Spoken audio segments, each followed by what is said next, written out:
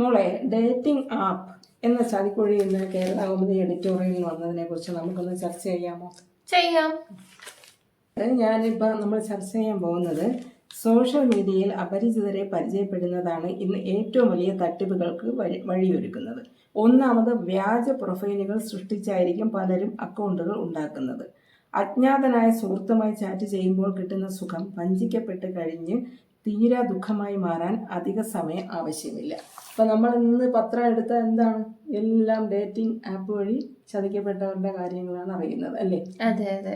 ഇപ്പൊ യൂട്യൂബേഴ്സും കുറെ പേര് അത് പ്രൊമോട്ട് ചെയ്യുന്നുണ്ട്. ഡേറ്റിംഗ് ആപ്പ് വെറുതെ ഇരിക്കുവാണോ, ഡേറ്റിംഗ് ആപ്പ് വഴി നിങ്ങൾക്ക് പങ്കാളിയെ കണ്ടെത്താം, ഫ്രണ്ട് ആപ്പ് വഴി നിങ്ങൾക്ക് ഫ്രണ്ട്സിനെ കണ്ടെത്താം.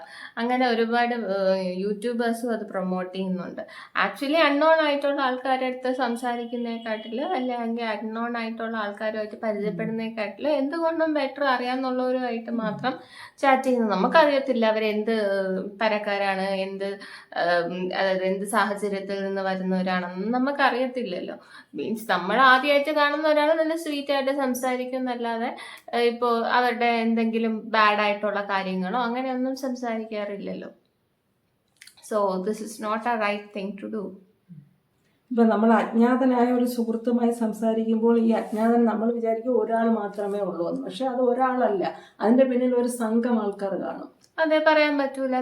ഫേസ് ടു ഫേസ് കാണുന്നില്ല, ഫേസ് ടു ഫേസ് സംസാരിക്കുന്നില്ല, ഒന്നും ചെയ്യുന്നില്ല. അപ്പൊ സ്വാഭാവികമായിട്ടും ഒരാളാണോ സംസാരിക്കുന്നത്, ആ ആള് തന്നെയാണോ പിന്നീട് നമ്മളടുത്ത് സംസാരിക്കുന്നത്, ആ ആള് തന്നെയാണോ അതിന് ശേഷം നമ്മളടുത്ത് സംസാരിക്കുന്നതെന്ന് നമുക്കറിയത്തില്ല. So this is so harmful actually. നമ്മൾ വഞ്ചിക്കപ്പെട്ട് കഴിയുമ്പോഴാണ് അറിയുന്നത്. അതെ, ജെനുവിൻ ആയിട്ടുള്ളവരും കാണുമായിരിക്കും, പക്ഷെ ഇറ്റ്സ് നോട്ട്.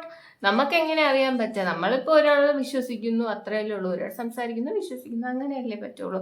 ഇപ്പൊ അത് ജെനുവിൻ ആണോ അല്ലയോ എന്ന് നമുക്കറിയാൻ പറ്റത്തില്ലല്ലോ. സോ എപ്പോഴും ഇങ്ങനത്തെ ആപ്സ് യൂസ് ചെയ്യാതിരിക്കുന്നതാണ് നമുക്ക് നല്ലത്. അപ്പൊ ഞാൻ ഇന്ന് പത്രത്തിൽ വന്നത് കുറച്ച് വായിക്കാം. ഓൺലൈൻ തട്ടിപ്പിലൂടെ ലക്ഷങ്ങൾ സമ്പാദിക്കുന്ന സംഘങ്ങൾ കൂടി വരികയാണ്. അതിനാൽ ഒരു തട്ടിപ്പിന് ഇരയാകുന്ന അഥവാ ലൈംഗിക ചൂഷണങ്ങൾക്ക് ഇരയാകുന്ന സംഭവങ്ങളുടെ ആദ്യ തെറ്റുകാർ അറിയാതെ ഇത്തരം ഡേറ്റിംഗ് ആപ്പുകളിൽ മറ്റും ചെന്ന് ചേരുന്നവർ തന്നെയാണ്. കാസർകോട്ട് ഡേറ്റിംഗ് ആപ്പിലൂടെ പരിചയപ്പെട്ട 17-കാരനെ AEO അടക്കം 20 പേർ 2 വർഷം പീഡിപ്പിച്ച സംഭവം കഴിഞ്ഞ ദിവസമാണ് പുറത്തു വന്നത്.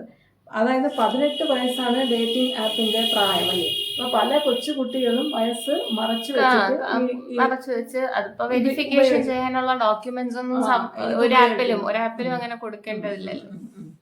നമ്മൾ പഠിക്കുന്നതാണ് നമ്മളുടെ പ്രായം. സോ വി ഡോണ്ട് നോ 15 ആണോ 16 ആണോ 48 ആണോ 50 ആണോ എന്ന് നമുക്കറിയില്ല. ഫോട്ടോ മാറ്റി വിട്ടാ പോരെ. അവർ എന്ന വ്യാജേന പല കുട്ടികളും ഇതിന് ഇരയാകുന്നുണ്ട്. അപ്പൊ അത് ആ കുട്ടികൾക്ക് മാത്രമല്ല, ആ കുടുംബം മൊത്തം ഇതിനവസാനം ഇരയാകുകയാണ് ചെയ്യുന്നത്. അതൊരു തീരെ ദുഃഖമായി മാറുന്നു. അതായത് ഈ ഡേറ്റിംഗ് ആപ്പിലൂടെ വരുന്ന സുഹൃത്ത് പറയുന്നത് ഭൂരിപക്ഷവും പച്ചക്കള്ളമായിരിക്കും. പക്ഷെ അവര് നമ്മളെ പറഞ്ഞങ്ങ് വിശ്വസിപ്പിക്കും, അല്ലേ? അപ്പൊ ഈ ഇരയായി പോകുന്നവരെന്താണ്, ഈ പച്ചക്കള്ളം അത്രയും വിശ്വസിക്കും. അതായത് സ്ത്രീകളെ എങ്ങനെയാന്ന് വെച്ചാൽ അവരുടെ നഗ്ന വീഡിയോ ഒക്കെ ആദ്യം ഇവര് പറഞ്ഞ് സോപ്പിട്ട് എടുത്ത് പിന്നെ ആ നഗ്ന വീഡിയോ ഇരകൾ അയച്ചു കൊടുക്കും. അത് കഴിഞ്ഞാണ് ഇവരെ ഭീഷണിപ്പെടുത്തി പണം പെടുങ്ങുന്നത്. ആൺകുട്ടികളെ, അത് പ്രത്യേകിച്ചും പുരുഷന്മാരെയാണെങ്കിൽ എങ്ങനെയാണ് ലഹരി വാഗ്ദാനം ചെയ്യുന്നതാണ് ഇവരുടെ അടിമകളാക്കുന്നത്. അതെ, ശരിയാണ്. അപ്പോൾ ആക്ച്വലി ഡേറ്റിംഗ് ആപ്പ് അല്ലെങ്കിൽ ഒരു ഫ്രണ്ട് ആപ്പ് എന്ന് പറയുന്നത് അത്ര സേഫ് ആയിട്ടുള്ള കാര്യമല്ല. അപ്പോൾ ജെനുവിൻ ആയിട്ടുള്ള 1-2 പേര് കാണും, ചിലപ്പോൾ ഒരു 20-30 പേര് കാണും, പക്ഷെ 1 ലക്ഷം ഫേക്ക് IDs കാണും.